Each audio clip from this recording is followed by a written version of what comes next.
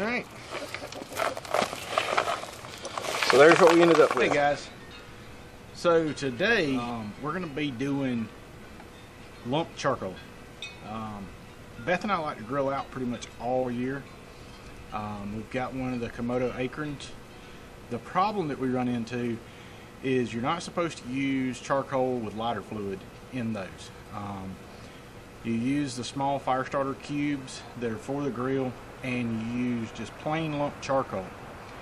And the problem with that is you can buy matchlight charcoal all year round, but you can't buy lump charcoal. It gets hard to find. Sometimes we'll find it at Tractor Supply. Occasionally we'll find it maybe at Lowe's or Walmart. It just depends if we hit and get lucky and catch some. So did a little bit of research online and decided, you know what, I'm going to give it a shot and see if I can make my own.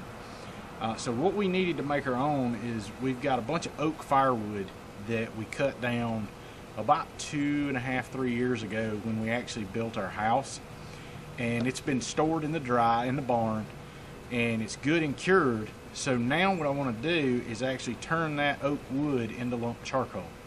To do that, I got a 55-gallon drum that is supposed to be food grade. It's not supposed to have had any petroleum chemicals or anything like that, and it's supposed to be food grade for like grain, things of that nature. And what I done is I actually put some leaves and some twigs and stuff in it, and I actually caught it on fire and let it burn out just to make sure there wasn't any residue in it. And now what I've done is I've went around the outside and I've actually started drilling holes. I've got one more hole to drill, and I'm going to show that to you.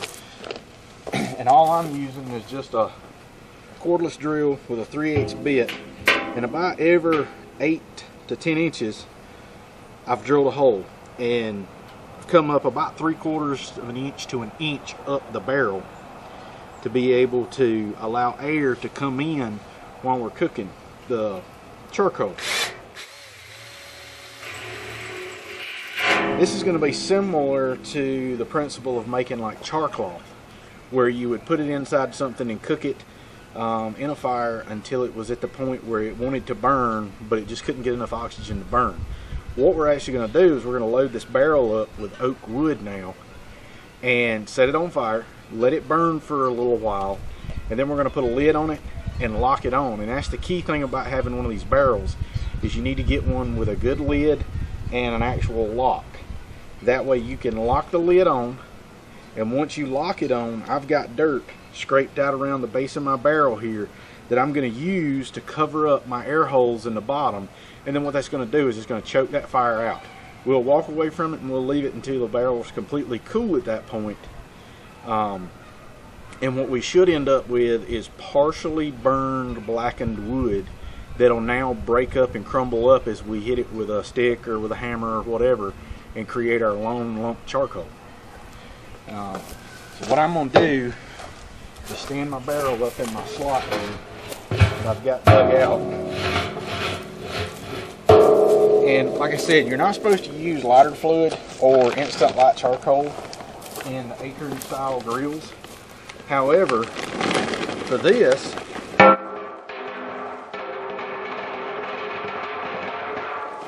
was super loud. For this, we're going to use it in here.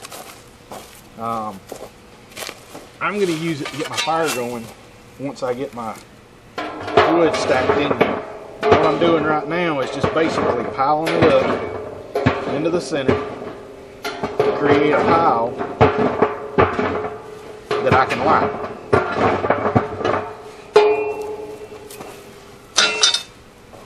So if I can bend off in here. Alright, now that I've got that in there, got that set up, that is some older instant light charcoal that we had that usually doesn't light. So I'm going to add a little bit of lighter fluid to it, but I'm not going to light it right away. I'm going to let that soak in. While it's soaking in, I'm going to start putting my oak wood in. One stick at a time, and what I'm doing with this is I'm setting it up vertical around the outside edges, because this is my split. I've got split oak and I've got solid oak. So I'm going to start stacking this in Alright, so I've got my split wood making a nice ring around my pile of charcoal. And what I'm going to do now is start filling in the center, and then I'm just going to continue to build layers in there until I get my barrel completely full. So if you want basically about a half a barrel of charcoal, from what I've read, you got to fill the barrel completely up. It's a little windy today, so I'm probably not going to mound mine up and have it. I've seen guys stack them all the way around where they're sticking up out of the barrel, you know, this high. I'm pretty much going to bring mine up about level. This is going to be my first attempt. I don't want to waste all my wood, but we're just going to give it a shot and see how it turns out.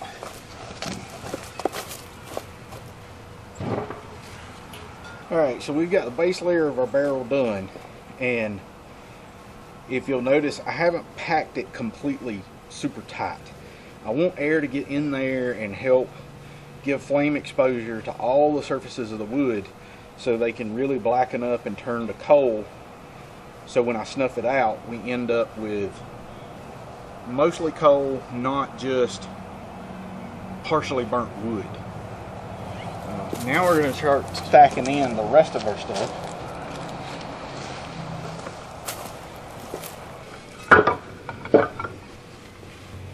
Alright, so as you can see, I've gotten this basically stacked cross pattern all the way up. It's turned and then it overlaps. It's not all just racked in there.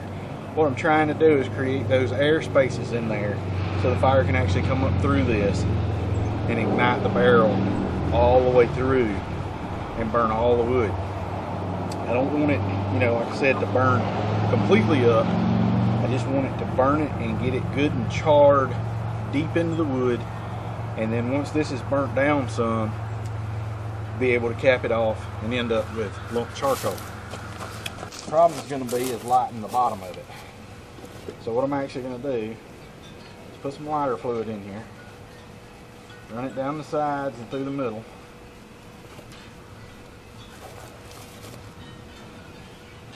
Alright, I saw it come out that vent hole down there where it run through. Now we're actually going to light it.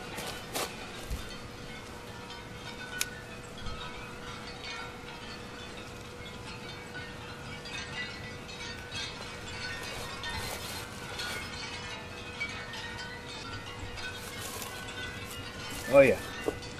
Oh yeah. We're getting there. Fire's coming up. Alright.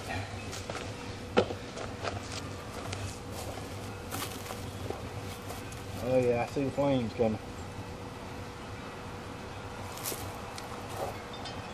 Now, lighter fluid's about the safest thing to use. It doesn't have that spontaneous explosion. And there's a whole scientific technical terms of explosion limit versus flame limit. And I'm not getting into all that. It's not worth it. You just need to know that gasoline will basically explode because its flash point is extremely low. Diesel fuel, on the other hand, contains an extreme amount of oil and petroleum based products that really aren't good to eat. So it looks like right now we're doing good. The flame's staying down low in the barrel. We're getting heat coming up. That's going to help to char this as it goes along.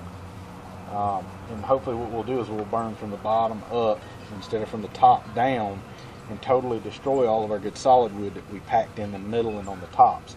What I'm hoping is that split wood around the outside is what takes up most of the flame and fire. So it'll burn and keep the heat up in there to start charring all the wood. Basically all we can do now is sit and wait. Stay tuned. I'll be back once we're ready to start capping it off.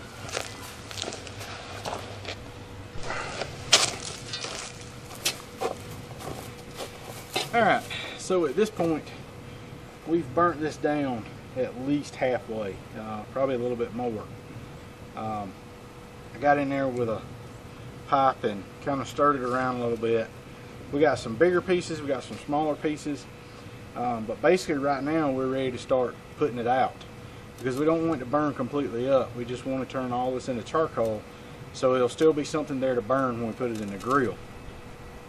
What we're going to do is actually go around the base of it, and we're going to put this dirt up around the base.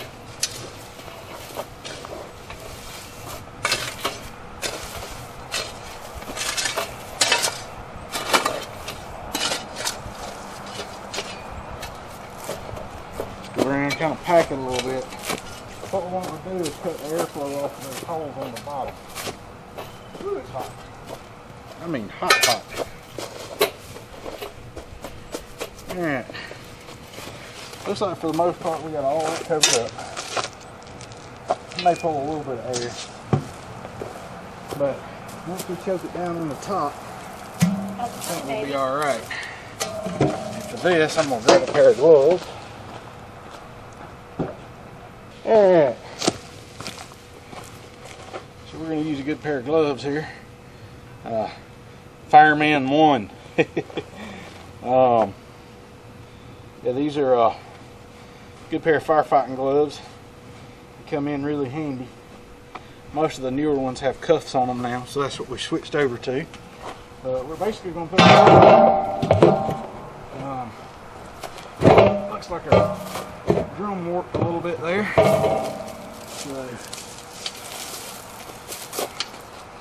I'm going to try to get the lock on it.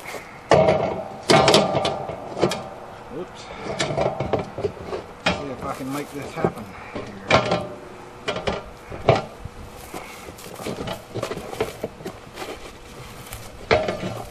Well, I believe our drum's warped. Woo! So well.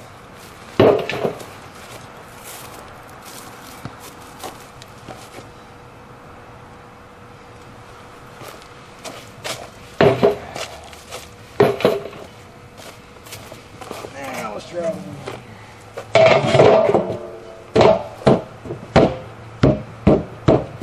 Yeah, that seems to work.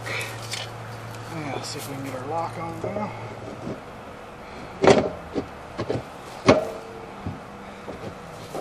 Maybe,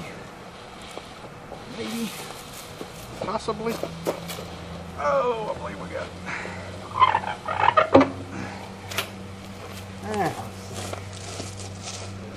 Looks like it's up on this side.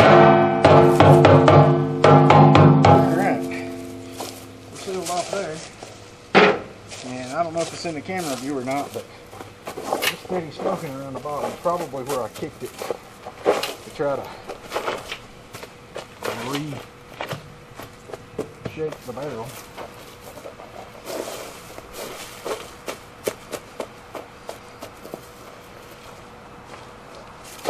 Big hole over here. Another hole right there. Alright. Alright. I'm gonna grab a little bit of water. Put it around the base and we'll be good. Just a little bit of water here. Put it around the base here.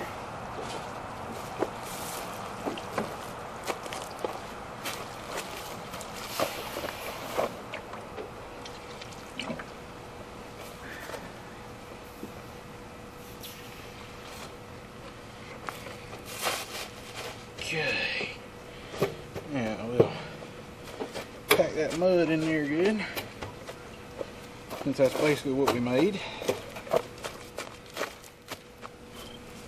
Biggest thing we're wanting to do is cut all the air off of it. Now, the part I'm about to tell you is extremely important here. Whatever you do, do not take the lid off of this. Not until this barrel is completely cool.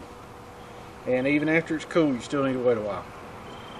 Even if you wait until the next day to come back and do this.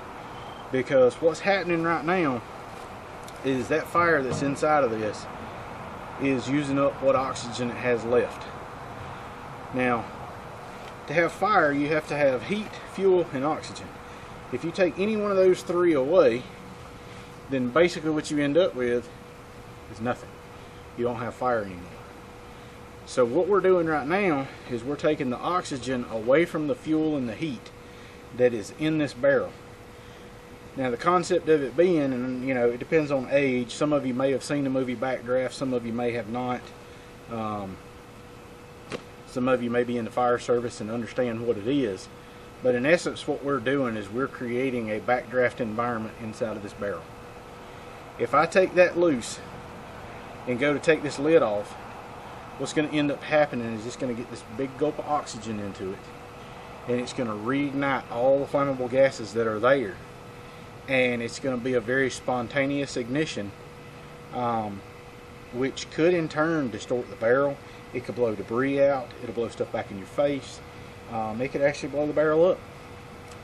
Yeah, worst case scenario, in a house, you open the front door, it sucks all that oxygen in, and it's literally, there's been times it's killed firemen. It's blew them all the way back out in the yard. It'll blow all the windows out of the house. It's just a very spontaneous combustion that takes place when that oxygen is introduced to all that heat. So very, very important. Do not take the lid off of this until it is completely cool. It may be tomorrow before I come out here and take the lid off of this and show you the actual charcoal that we made. It looked really good when I started putting the lid on it. So hang tight, guys. I'll let you see what the end result is. We'll see if we actually made lump charcoal or not. Fingers crossed that we're going to end up with lump charcoal, and basically all it cost us was the fuel and the chainsaw to cut it up into firewood, which is still cheaper than going and buying it. So stick with us, we'll let you know.